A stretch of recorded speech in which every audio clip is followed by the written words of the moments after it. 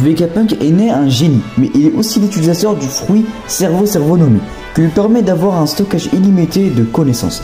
Et bien salut à tous et à tous et bienvenue sur cette toute nouvelle vidéo. Les spoilers officiels du chapitre 1067 de One Piece sont enfin disponibles. Alors sans trop tarder, et comme d'habitude, n'hésitez pas à liker, vous abonner et puis laissons place à la vidéo. Alors déjà le chapitre il se prénomme les Disques Punk et vous allez vite comprendre pourquoi il se prénomme comme ça. Sur la couverture, on peut voir Caesar et Judge se battent. Du coup, voilà, on a enfin du coup le retour des histoires du Germa, tout ça, et on voit Judge qui se bat contre Caesar, tout simplement. Et là, pour moi, une des informations, si ce n'est pas l'information la plus incroyable du chapitre, en fait, on l'avait vu le début, vu qu'en fait, Vegapunk est né un génie. De base, c'est un génie, mais en fait, il est l'utilisateur du fruit Cerveau-Cerveau-Nomi, qui lui permet d'avoir un stockage illimité de connaissances. C'est pourquoi il avait une grosse tête. Du coup, le fruit du démon, il se prénomme le Nomi Nomi Nomi, soit en français le Cerveau-Cerveau-Nomi, et c'est lui du coup qui lui permet d'avoir un stockage illimité de connaissances et d'informations. Ce qui est juste franchement phénoménal, hein. Et on s'y attendait tous que Vegapunk puisse avoir un fruit du démon, l'expert en fruit du démon et tout. Voilà, c'était attendu. En plus, fruit du démon, c'est du cerveau. Voilà, ça explique tout. Et aussi, du coup, ça nous explique en même temps pourquoi il avait une si grosse tête, hein. Du coup, c'était totalement bizarre. On se demandait tous pourquoi il est comme ça, en fait, de base.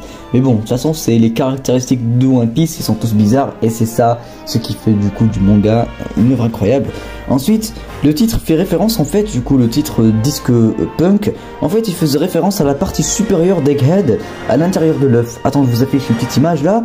Vous voyez qu'il est composé du cerveau de Vegapunk. Vous voyez là ces disques. En fait, c'est un peu le cerveau du Vegapunk. Je sais pas comment il a fait, mais du coup, il les a placés là-bas, comme ça, du coup, il aura tout simplement toutes les informations stockées. Ensuite, vous savez, là, l'ancien robot qu'on a vu, genre vraiment l'ancien robot super ancien et tout, en fait, c'était un robot qui a été créé au siècle oublié, ok? Vraiment, genre, ça date de ouf. Et il y a juste 200 ans, il a attaqué le gouvernement mondial. Voilà. En gros, ce robot-là, ce géant robot, il a été créé, genre, je sais pas, maintenant, ça fait du coup 900 ans. Et du coup, il y a juste 200 ans, ce robot-là, il a attaqué le gouvernement mondial. Et ça, c'est incroyable. En fait, du coup, on se dit qu'il y a peut-être et très probablement d'autres inventions qui pourront du coup être réveillées et qu'on pourra peut-être les utiliser contre le gouvernement mondial. Je trouve ça vraiment très intéressant.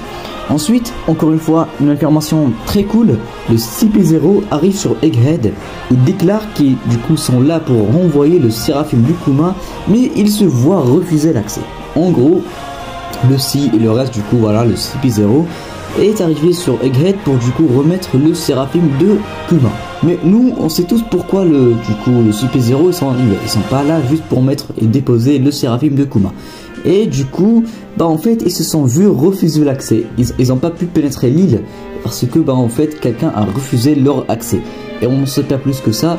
Et ça, franchement, c'est intéressant. Ça nous prouve qu'il y a un petit truc là que Vegapunk est peut-être au courant. On sait pas. On verra. Quand peut-être le chapitre qui sortira, peut-être on aura un peu plus d'informations. Ensuite, pour moi, vraiment une information super cool qu'on a à la fin du chapitre, le vrai Kuma, du coup, à Kambaka, du coup, l'île de, comment on l'appelle, Ivankov, tout ça, en fait, il se lève et commence à courir quelque part. Alors, tout simplement. Du coup, Kuma, le vrai Kuma, il commence à courir quelque part. Je sais pas. Du coup, je sais pas pourquoi il s'est mis à courir, hein, personne ne sait, tout simplement. Mais ça veut peut-être dire qu'il avait peut-être un programme qui lui fait en sorte que quand il se réveillera, il devra se rendre à quelque part. Et du coup, vu qu'il est très loin de cet endroit-là, en fait, il est en train de courir dans les environs parce que, voilà, c'est un programme, tout simplement. Je sais pas, franchement, j'ai mis cette supposition vite fait là, je sais pas trop quoi en penser, mais voilà. Avant que vous partiez, je tiens à vous dire qu'une très grande vidéo est prévue pour ce dimanche, le 20 novembre à 12 h. Pour moi, c'est la meilleure vidéo de toute la chaîne. Du coup, j'aimerais bien que vous soyez au rendez-vous, alors n'hésitez pas à activer la cloche des notifications pour ne rien rater. En gros, c'est les informations les plus essentielles du chapitre. On n'a pas encore les images ni les dialogues, tout ça, mais en tout cas les informations les plus importantes. Vegapunk, il a le fruit du démon du Cerveau-Cerveau-Nomi. L'ancien robot, du coup, il avait attaqué le gouvernement mondial. Le Super Zero arrive sur Egghead, il se voit refuser l'accès. Et Kuma, le vrai Kuma, il se lève enfin sur Kambaka et commence à courir quelque part. Voilà, comme ça. Du coup, merci d'avoir regardé la vidéo jusqu'ici. Pour l'instant, vu que c'est les premiers spoilers, je sais pas trop quoi en penser. Mais dès que le chapitre sortira, je pense que je vous donnerai mon avis. Et puis, on se retrouve à la prochaine.